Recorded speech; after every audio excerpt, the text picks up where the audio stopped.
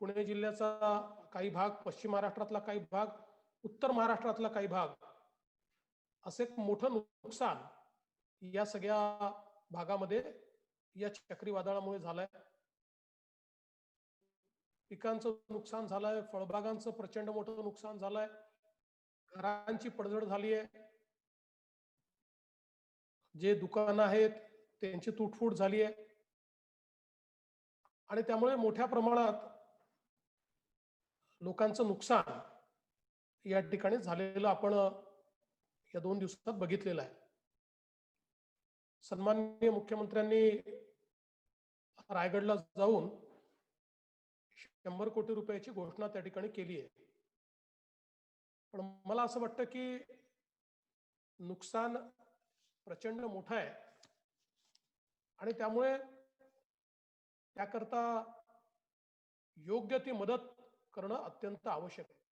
हे खरं आहे की त्याचे नुकसानीचे सगळे आकडे आल्यानंतरच त्याचा क्वांटम कदाचित ते घोषित करतील. पण या निमित्ताने मी निश्चितपणे एवढेच मागणी करू इच्छितो की मागच्या वर्षी जेव्हा सातारा, सांगली आणि कोल्हापूर इथे पूर आला आणि त्याच वेळी तशाच प्रकारचं नुकसान कोकणात आणि नाशिकमध्ये झालं, त्यावेळी आम्ही काही निर्णय घेतले होते. कारण साधारणपणे अशा प्रकारचं नुकसान झाल्यानंतर NDRFच्या रेट प्रमाणे आपण ती नुकसान भरपाई देतो. त्याचे स्टँडिंग ऑर्डर्स असतात आणि तेवढे पैसे आपल्याला केंद्र सरकार हे परत करतं. आणि अनेक वेळा मग आपण जसं मागच्या वेळेस आपण केलं होतं की SDRF मध्ये आपल्याकडे पैसे असतात, त्यातनं आपण ते पैसे देतो, अधिकचे आपल्या निधीतनं देतो आणि केंद्र सरकार ते आपल्याला परत करत असतं. पण ज्यावेळेस मोठ्या प्रमाणात नुकसान होतं त्यावेळेस स्टँडिंग ऑर्डरमध्ये जी काही नुकसान भरपाई असते ही नुकसान भरपाई कमी असते आणि म्हणून आपण त्यावेळी स्पेशल GRs काढून वेगवेगळ्या प्रकारचे शासन निर्णय काढून अशा प्रकारच्या परिस्थितीमध्ये NDRF पेक्षा जास्त मदत देण्याच्या संदर्भातले निर्णय घेतले होते. आपल्याला कल्पना आहे की त्यावेळी आपण कोल्हापूर, सांगली आणि सातारा या 3 जिल्ह्यांकरता 4,708 कोटी रुपयाचं पॅकेज दिलं होतं आणि कोकण आणि नाशिक करता 2,105 कोटीचं पॅकेज दिलं होतं. असं आपण एक मोठं पॅकेज जवळजवळ 6,800 कोटी रुपयाचं हे त्या ठिकाणी त्यावेळी आपण दिलं होतं. आणि मला असं वाटतं की मोठ्या प्रमाणात आपण स्टँडिंग ऑर्डर्स पासून डेव्हिएट करून काही निर्णय त्यावेळी घेतले होते. आमची अपेक्षा आहे की तसेच निर्णय या संकट काळामध्ये देखील राज्य सरकारने घेतले पाहिजे. त्यावेळी आपण हा निर्णय केला होता की दुकानं, टपरी, हातगाडी, हस्तकला, हातमाग, कला कारागीर, 12 बलुतेदार, छोटे गॅरेज, छोटे उद्योगधंदे यावर ज्यांची उपजीविका आहे आणि त्यांची उपजीविका जर नष्ट झाली असेल तर त्यांना त्यांच्या झालेल्या नुकसानीच्या 75% किंवा 50,000 रुपये यापैकी जे म्हणजे अधिकतम 50,000 रुपये इतकी मदत ही आपण करण्याचा निर्णय हा त्यावेळी घेतला होता. त्यासोबत जी घरं 15% जास्त पडली आहेत अशा घरांना आपण दुहेरी फायदा देण्याचा निर्णय केला होता. म्हणजे पंतप्रधान आवास योजना, रमाई आवास योजना, शबरी आवास योजना यात जे पैसे मिळतात ते पैसे द्यायचेच आणि त्याच्यावर NDRFच्या नॉर्म प्रमाणे जे 95,000 रुपये अधिकचे मिळतात ते पण द्यायचे.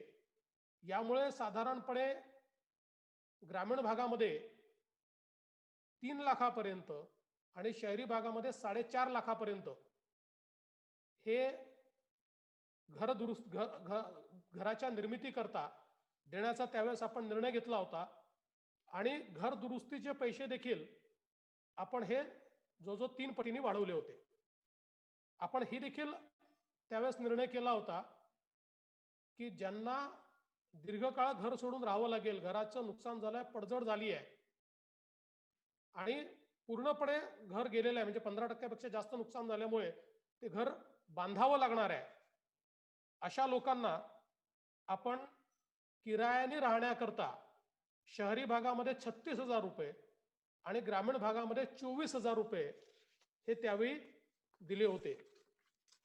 यासोबत आपण हाही निर्णय घेतला होता की शेतकऱ्यांचं जे काही नुकसान झालेलं आहे तर त्यांचं चालू कर्ज हे पूर्णपणे त्या ठिकाणी माफ करण्याचा निर्णय आपण घेतला होता. अर्थात कोकणात आपल्याला माहिती आहे की कुठल्याही कर्जमाफीचा फारसा फायदा कोकणाला कधीच होत नाही. याचं कारण कोकणात थकीत कर्ज नसतं, लोक कर्ज वेळेवर भरतात आणि म्हणून चालू कर्ज हे रद्द करणं हा याच्यावरचा उपाय आहे आणि म्हणून तो निर्णय त्यावेळेस आपण घेतला होता. आणि ज्यांनी कर्जच घेतलं नाही आहे अशा लोकांना स्टँडिंग ऑर्डरच्या 3 पट जे काही आपण स्टँडिंग ऑर्डरमध्ये मदत करतो NDRFच्या नियमाप्रमाणे हेक्टरी त्याच्या 3 पट मदत करण्याचा निर्णय हा आपण त्या ठिकाणी घेतला होता. त्याचप्रमाणे वीज पंपाला बिलांना 3 महिन्याची स्थगिती आपण दिली होती. जनावरांच्या गोठ्याकरता मदत केली होती. घर दुरुस्ती करता त्यांना आवश्यकतेप्रमाणे वाळू आणि मुरुम हा त्या ठिकाणी मोफत देण्याचा निर्णय केला होता. आणि यासोबत तातडीची मदत म्हणून, कारण अशा परिस्थितीमध्ये घरात जे काही नुकसान होतं त्या नुकसानाची वेळी मदत म्हणून ग्रामीण भागात 10,000 रुपये रोख आणि शहरी भागामध्ये 15,000 रुपये रोख हे देण्याच्या संदर्भात, तसंच ज्यांचं नुकसान झालेलं आहे त्यांना गहू आणि तांदूळ हे ॲडिशनल देण्याचा निर्णय हा देखील आपण त्यावेळी केला होता. त्यामुळे शेतकरी असतील, छोटे दुकानदार असतील, मजूर असतील, गावकरी असतील किंवा शहरात राहणारे लोक असतील, अशा सगळ्यांना मदत करण्याच्या संदर्भातला हा विशेष निर्णय आपण त्या काळामध्ये घेतला होता. आणि याचे 2 भाग केले होते. NDRFच्या नॉर्म्समध्ये जे बसेल ते SDRF मधनं पैसे खर्च करायचे आणि केंद्राकडनं ते परत मागायचे आणि त्यांच्या नॉर्म्सच्या बाहेर जाऊन आपण जे देतोय ते राज्याच्या निधीतनं आपण द्यायचे. अशा प्रकारे हे आपण केलं होतं. आणि मला असं वाटतं की आज ज्या प्रकारचं नुकसान झालं आहे हे लोकलाइज मोठ्या प्रमाणातलं नुकसान आहे. त्यामुळे त्या भागामध्ये अशाच प्रकारचे अगदी हेच निर्णय घ्या अशी मी मागणी करणार नाही, परंतु अशा प्रकारचे NDRFच्या स्टँडिंग ऑर्डरच्या बाहेर जाऊन अधिकची मदत ही शेतकऱ्यांना, फळबागायतदारांना करण्याच्या संदर्भातली भूमिका ही राज्य सरकारने स्वीकारावी, अशा प्रकारची आमची मागणी या ठिकाणी असेल.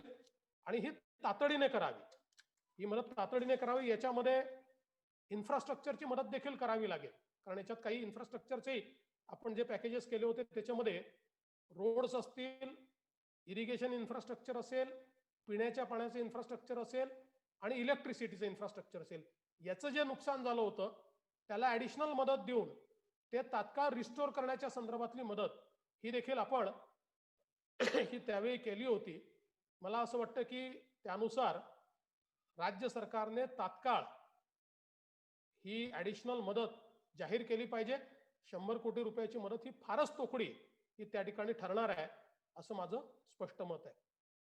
आपल्या सगळ्यांना माहिती आहे की माननीय मोदीजींच्या सरकारला 6 वर्ष पूर्ण झाले आणि दुसऱ्यांदा निवडून आलेल्या सरकारला 1 वर्ष पूर्ण झालं. मी याकरता असं म्हणतो की या सरकारची कामगिरी ही केवळ 1 वर्षात त्याचं मूल्यमापन करता येणार नाही, तर गेल्या 5 वर्षाच्या पार्श्वभूमीवर या सरकारने जे काम केलं आहे त्याच्या आधारावर या 1 वर्षाची या सरकारच्या कामगिरीचं मूल्यमापन आपल्याला करता येईल. आणि आपल्याला माहिती आहे की अतिशय टफ निर्णय, जे निर्णय कदाचित आपण आपल्या आयुष्यात पाहू शकू असं अनेकांना वाटलं नव्हतं, असे निर्णय हे मोदीजींच्या सरकारने या 1 वर्षामध्ये घेतल्या. यामध्ये कलम 370 रद्द करणं हा एक अत्यंत महत्त्वाचा निर्णय आहे. आणि जे लोक असं म्हणत होते की 370 रद्द झाल्यामुळे रक्ताचे पाट वाहतील, असं कुठेही घडलं नाही. 370 रद्द झाल्यानंतर इंटिग्रेशन सुरू झालं. 370 रद्द झाल्यानंतर विकास सुरू झाला. आणि आज 370 नंतर मोठ्या प्रमाणात काश्मीरची परिस्थिती बदलते आहे. आणि विशेषतः 370चा आपल्या शत्रू राष्ट्राला जो फायदा यापूर्वी घेता येत होता तो आता घेता येत नाही. ही परिस्थिती त्या ठिकाणी तयार झालेली आहे. आणि म्हणून मला असं वाटतं हा एक महत्त्वाचा निर्णय हा केंद्र सरकारने घेतला.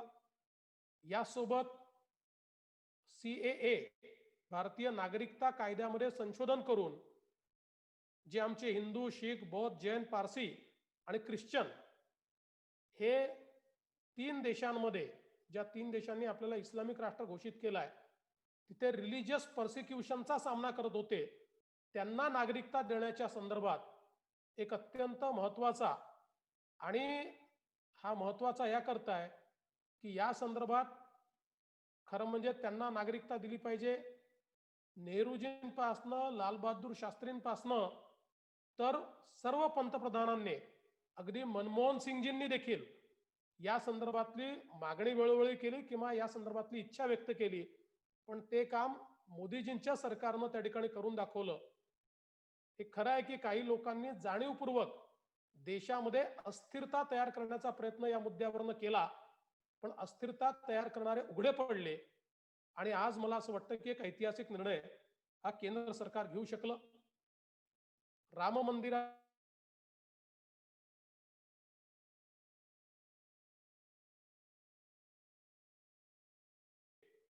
अत्यंत सेन्सिटिव्ह गोष्टी देखील न्यायालयाच्या इंटरव्हेन्शनने किती सहजतेनं, सुलभतेनं सोडवता येतात, याचा हा एक अतिशय उत्कृष्ट नमुना आहे. आणि म्हणून हा देखील एक महत्त्वाची गोष्ट ही देशामध्ये या 1 वर्षात घडली आहे.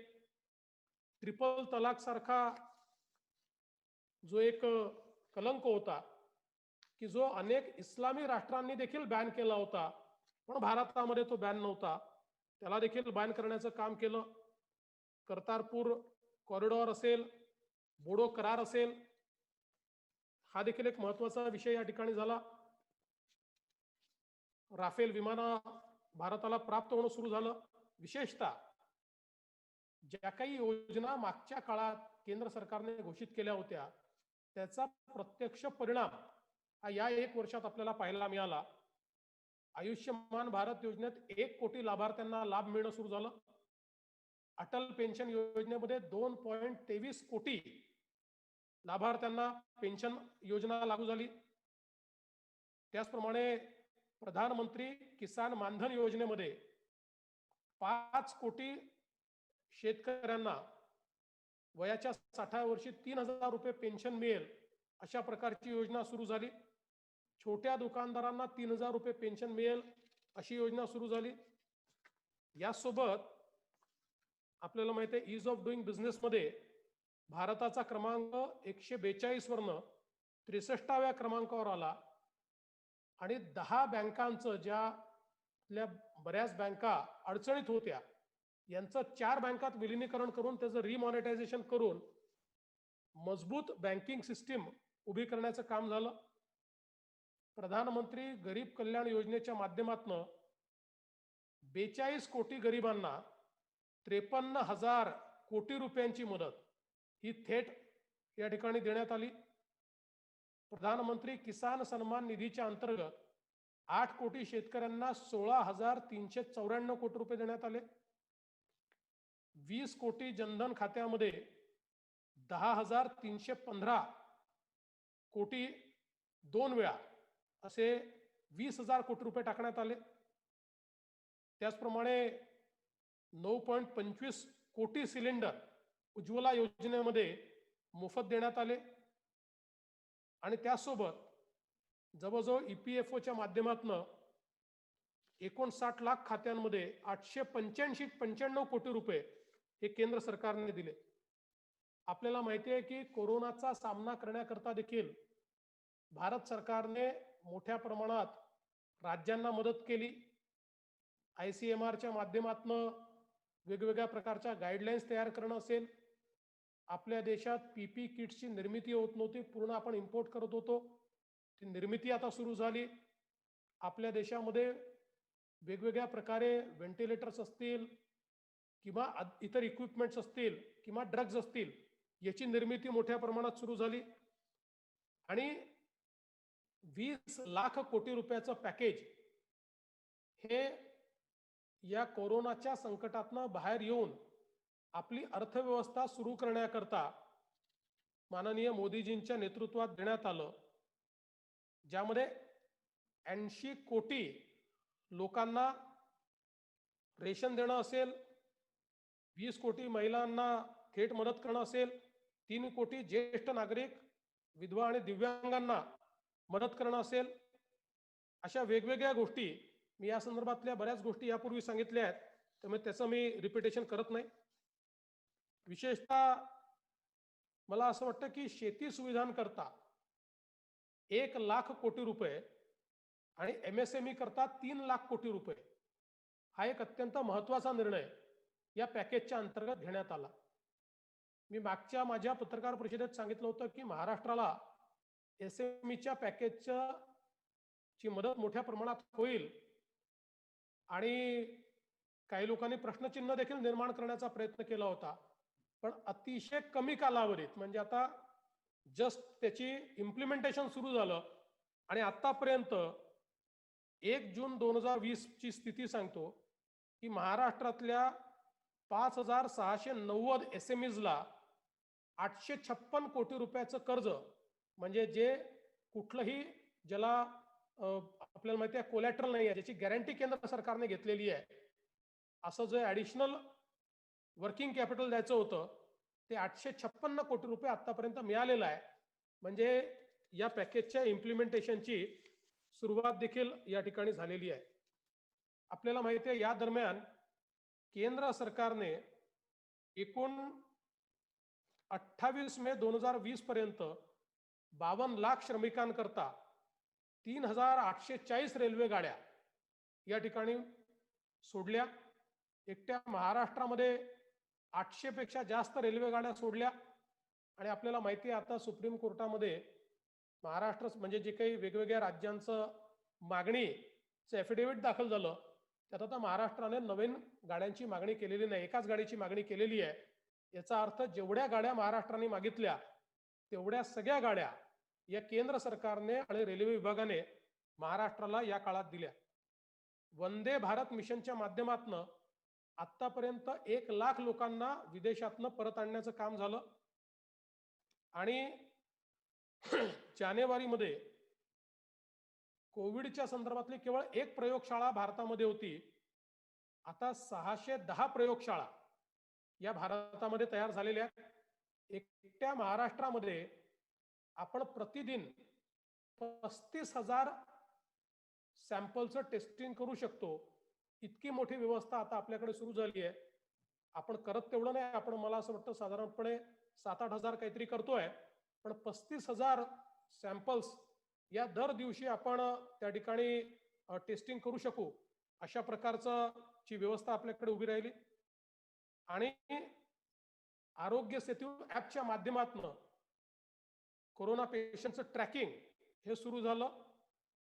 भारताने आपल्या स्वतःकरता तर हायड्रोक्लोरोक्विनची पूर्ण व्यवस्था केलीच, पण त्याच्यासोबत 120 देशांना हायड्रोऑक्सिक्लोरोक्विनचा पुरवठा हा भारताने केला.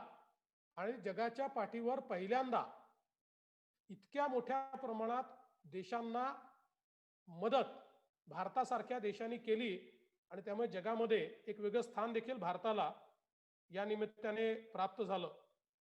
आपल्याला माहिती आहे की आज भारतामध्ये प्रतिदिन म्हणजे एकही PPE किट भारतात तयार होत नव्हती.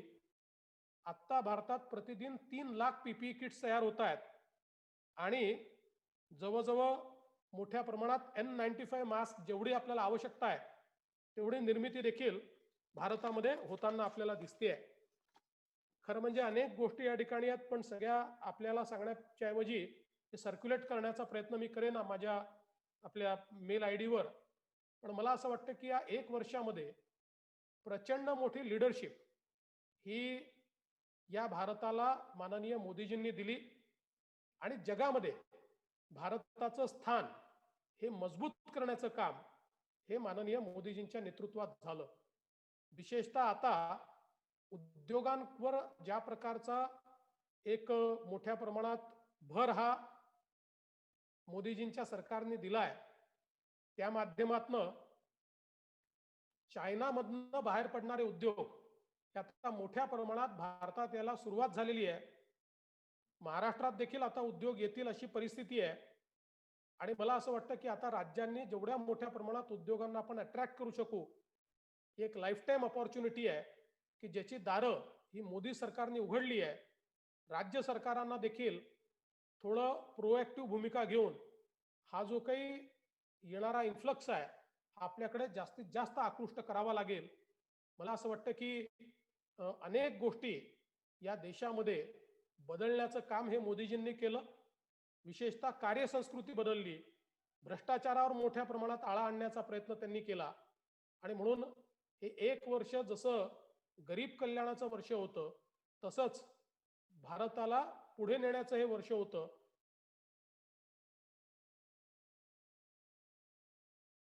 लॉकडाऊन किंवा स्टॉप लावला, पण मला विश्वास आहे की लॉकडाऊन मधनं बाहेर पडून पुढे जाण्याच्या ज्या योजना हातामध्ये घेतलेल्या आहेत, त्यामुळे भारत थांबणार नाही, भारत पुढेच जाईल असा मला या निमित्ताने विश्वास वाटतो आणि या लढाईमध्ये संपूर्ण भारत एकजुटीने पुढे जाईल आणि मोदीजींच्या नेतृत्वात आपण या लढाईवर मात करू अशा प्रकारचा विश्वास देखील मला वाटतो. नमस्कार सर. पत्रकार बंधूंना प्रश्न फक्त विचारायला माझ्याकडे कोणी व्हॉट्सअप करतच आहे, पण गेल्या वेळेचा थोडासा अनुभव हिंदीवाल्यांवरती कमी विचारले राहिले होते, त्यामुळे सुरुवात आपण हिंदीपासून करूया.